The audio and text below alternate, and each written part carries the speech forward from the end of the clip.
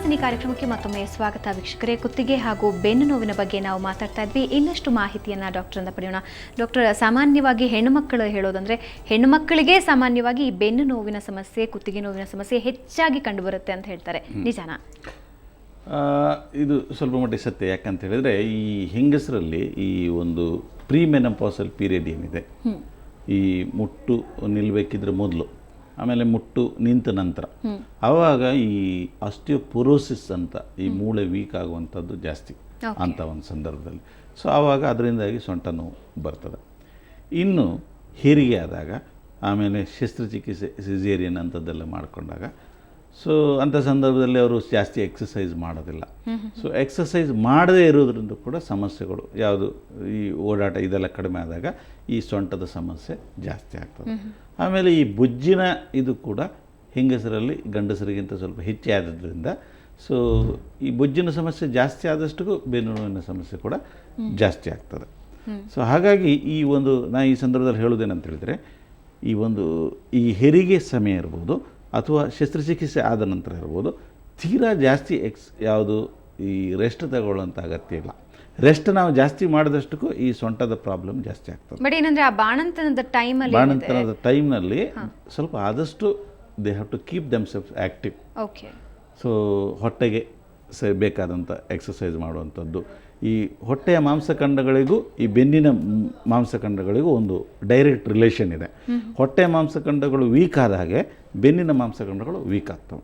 ಯಾಕಂದರೆ ಅವೆಲ್ಲ ಒಂದೇ ನರ್ವ್ಸ್, ಈ ಹೊಟ್ಟೆದ್ದು, ಆಮೇಲೆ ಈ ಪೆಲ್ವಿಕ್ ಫ್ಲೋರ್ ಏನಿದೆ ಅದು, ಆಮೇಲೆ ಬೆನ್ನಿನ ಮಾಂಸಖಂಡಗಳು, ಇವೆಲ್ಲ ಒಂದೇ ಒಂದು ನರಗಳಿಂದ ಇದಾಗಿರ್ತವೆ, ಯಾವುದು ಸಪ್ಲೈ ಆಗಿರ್ತದೆ. ಸೊ ಇದು ಯಾವುದಾದ್ರೂ ಒಂದು ಮಸಲ್ ವೀಕ್ ಆದರೆ ಇನ್ನೊಂದು ಮಸಲ್ ಆಟೋಮೆಟಿಕ್ ವೀಕ್ ಆಗ್ತದೆ. ಹಾಗಾಗಿ ಹೊಟ್ಟೆಯ ಈ ಮಾಂಸಖಂಡಗಳು ವೀಕ್ ಆದಾಗ ಬೆನ್ನಿನ ಮಾಂಸಖಂಡಗಳು ಕೂಡ ವೀಕ್ ಆಗ್ತವೆ. ಹಾಗಾಗಿ ಆದಷ್ಟು ಬೇಗ ಈ ಎಕ್ಸಸೈಸ್ ಮಾಡ್ಕೊಳ್ಬೇಕು, ಈ ಡೆಲಿವರಿ ಆದ ನಂತರ ಅಥವಾ ಸಿಸೇರಿಯನ್ ಆದ ನಂತರ. ಸೊ ಆದಷ್ಟು ಮಾಂಸಖಂಡಗಳನ್ನು ಗಟ್ಟಿ ಇಟ್ಕೊಂಡ್ರೆ ಬೆನ್ನಿನ ಆರೋಗ್ಯ ಕೂಡ ಒಳ್ಳೆಯದಾಗುತ್ತೆ. ಓಕೆ, ಈಗ ನಮಗೆ ಮಂಡ್ಯದಿಂದ ಅಸ್ಲಂ ಕಾಲ್ ಮಾಡಿದ್ದಾರೆ. ಅಸ್ಲಂ, ನಿಮ್ಮ ಸಮಸ್ಯೆ ಏನಿದೆ ಡಾಕ್ಟರ್ನ ಕೇಳಿ. ಅಸ್ಲಂ, ನನ್ನ ಧ್ವನಿ ಕೇಳ್ತಾ ಇದೆಯಾ? ಸರ್ ಕೇಳ್ತಾ ಇದ್ದೆ ಮೇಡಮ್. ನಮಸ್ತೆ ಸರ್. ನಮಸ್ತೆ ಹೇಳಿ ಸರ್. ನಂದೊಂದು ದೊಡ್ಡ ಪ್ರಾಬ್ಲಮ್ ಸರ್. ನನಗೆ 1997ರಲ್ಲಿ ಒಂದು ಸ್ವಲ್ಪ ಬೆನ್ನೋ ಬಂತು. ನೀವು ಮೊದಲು ಹೇಳಿದ್ರಲ್ಲ ಹಾಗೆ ಯಾರೋ ಉಳಿಕ್ ತೆಗಿತಾರೆ, ಒಂದ್ ಸ್ವಲ್ಪ ತೆಗೆದುಬಿಡಿ ಅಂದ್ರು ಸರ್. ಉಳಿಕ್ ತೆಗಿತಾರೆ ಯಾರೋ ಸ್ವಲ್ಪ ತೆಗೆದುಬಿಡಿ ಅಂದ್ರು ಸರ್. ಸರಿ. ನಾನು ಉಳಿಕ್ ತೆಗಿಸ್ದೆ. ಅವ್ರು ಏನ್ ಮಾಡಿದ್ರು, ಕತ್ತಿಯಿಂದ ಬಂದು ಸ್ವಲ್ಪ ಬೆನ್ನು ಇಲ್ಲಿ ಎಡಗಡೆ ಭಾಗದ ಹತ್ರ ಬಿಟ್ಟು ಸರ್. ಆವತ್ತು ಕತ್ತು ನೋವು ಕಡಿಮೆ ಆಗಿ ಬೆನ್ನೋವು ಬಂತು. ಬೆನ್ನೋವಿಂದ ಮತ್ತೆ ಕತ್ ನೋವು ಬಂತು. ಕತ್ ನೋವಿಂದ ಎಡಗೈ ನೋವು ಬಂತು ಸರ್. ಎಡಗೈಯಿಂದ ಎಡಗಾಲ್ ನೋವು ಬಂತು. ಇವತ್ತಿನವರೆಗೂ ಸರ್ ನಾನು 2 ಸಲ MRI ಮಾಡ್ತಾ ಡಾಕ್ಟರ್ ಭಾಸ್ಕರ್ ಅಂತ ಮೈಸೂರು ತೋರಿಸ್ದೆ. ಇದುವರೆಗೂ ಕಡಿಮೆ ಆಗ್ತಾ ಇಲ್ಲ ಸರ್. ರಾತ್ರಿ ಎಲ್ಲ ನಿದ್ದೆ ಇಲ್ಲ ನೋಡಿ. ರಾತ್ರಿ 3 ಗಂಟೆನೂ ನಿದ್ರೆ ಬರ್ದೇನೆ ದಿಂಬನ್ನ ಎತ್ತಿಬಿಟ್ಟು ಮಲಗಿದೆ. ಇದಕ್ಕೆ ಎಕ್ಸಸೈಸ್ ಏನು?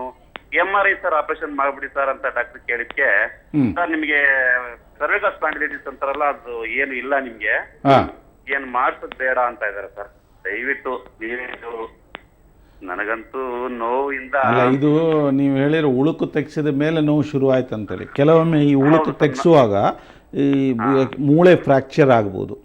ಸೊ ಈ ಮೂಳೆ ಫ್ರ್ಯಾಕ್ಚರ್ ಆದಾಗ ಅದು ಚಿಕ್ಕ ಫ್ರ್ಯಾಕ್ಚರ್ ಆದರೆ ಅದು ಯಾವ MRIಯಲ್ಲೂ ಯಾವ ಎಕ್ಸ್ರೇಯಲ್ಲೂ ಸಿಗೋದಿಲ್ಲ. ಅದ್ರ ಬಗ್ಗೆ ನಾವು ಕಾನ್ಸಂಟ್ರೇಟ್ ಮಾಡಿ ತೆಗಿಬೇಕಾಗ್ತದೆ, ಅಲ್ಲಿಯೇ ಫಿಲ್ಮ್ಸ್ ತೆಗೆದು ನೋಡಬೇಕಾಗ್ತದೆ. ಸೊ ಹಾಗಾಗಿ ಸಾಧಾರಣವಾಗಿ ನಾವು MRI ಸ್ಕ್ಯಾನ್ ಅಂತೇಳಿ ಬರೆದು ಕಳಿಸಿದಾಗ ಅದು ಮಿಸ್ ಆಗುವಂಥ ಚಾನ್ಸಸ್ ಇದೆ. ಸೊ ಇದು ಸೂಕ್ಷ್ಮವಾಗಿ ಇವರ ಒಂದು ಕೇಸನ್ನು ನೋಡಬೇಕಾಗ್ತದೆ. ನೋಡಿ ಅಲ್ಲಿ ಆ್ಯಕ್ಚುಲಿ ಏನು ಪ್ರಾಬ್ಲಮ್ ಇದೆ ಅಂತ ನೋಡಿಕೊಂಡು ಅದಕ್ಕೆ ಸರಿಯಾಗಿ ಟ್ರೀಟ್ಮೆಂಟ್ ಮಾಡಬೇಕಾಗ್ತದೆ. ಓಕೆ, ಇವಾಗ ನಮಗೆ ಬೆಂಗಳೂರಿಂದ ಜಯರಾಮ್ ಕಾಲ್ ಮಾಡಿದ್ದಾರೆ. ಜಯರಾಮ್, ನಿಮ್ಮ ಸಮಸ್ಯೆ ಏನಿದೆ ಡಾಕ್ಟರ್ನ ಕೇಳಿ. ಎಸ್ ಮೇಡಮ್, ಮಾತಾಡಿ. ಹೇಳಿ. ನಮಸ್ಕಾರ ಸರ್. ನಮಸ್ಕಾರ, ಹೇಳಿ ಸರ್. ನನಗೆ ಮೊದಲು ಕತ್ತು ನೋವು ಬಂತು. ನಮ್ಮ ರೈಲ್ವೆ ಹಾಸ್ಪಿಟಲ್, ನಾನು ರೈಲ್ವೆ ಎಂಪ್ಲಾಯಿ. ರೈಲ್ವೆ ಹಾಸ್ಪಿಟಲ್ ತೋರಿಸ್ದೆ. ಅವ್ರು ಸ್ಪಾಂಡಲೈಟಿಸ್ ಇದು ಅಂತ ಹೇಳ್ಬಿಟ್ಟು ಟ್ರೀಟ್ಮೆಂಟ್ ಕೊಟ್ರು. ಆಮೇಲೆ ನಿಮ್ಮನ್ಸ್ಗೆಲ್ಲ ಹೋಗಿ ತೋರಿಸ್ಕೊಂಡು ಬಂದೆ. ಕತ್ತು ನೋವು, ಕೈ ನೋವು ಸ್ವಲ್ಪ ಕಡಿಮೆ ಆಯ್ತು. ಈಗ ಸಡನ್ ಆಗಿ ಬ್ಯಾಕ್ ಪೇನ್ ಸ್ಟಾರ್ಟ್ ಆಗಿದೆ.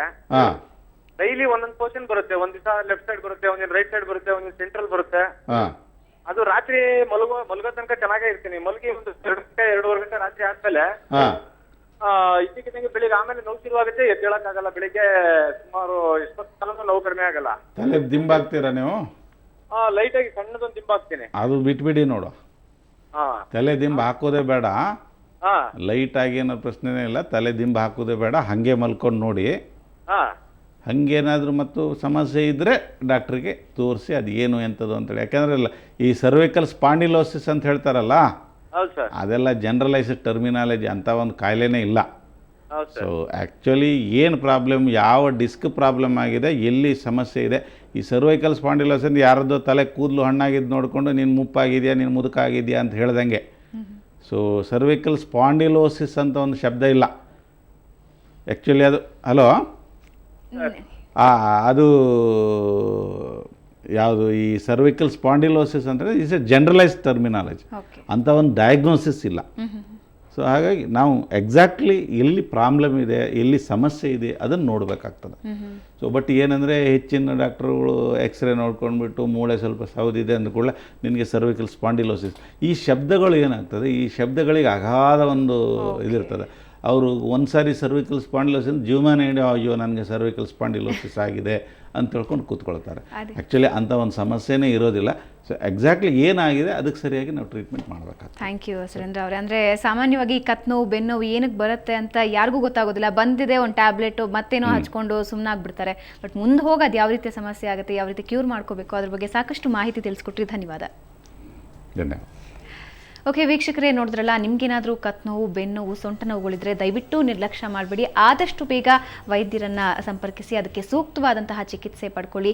ಇದು ಇವತ್ತಿನ ಸುಹಾಸಿನಿ. ಕ್ಷಣ ಕ್ಷಣದ ಸುದ್ದಿಗಾಗಿ ನೋಡ್ತಾ ಇರಿ ಸುವರ್ಣ ನ್ಯೂಸ್ 24/7.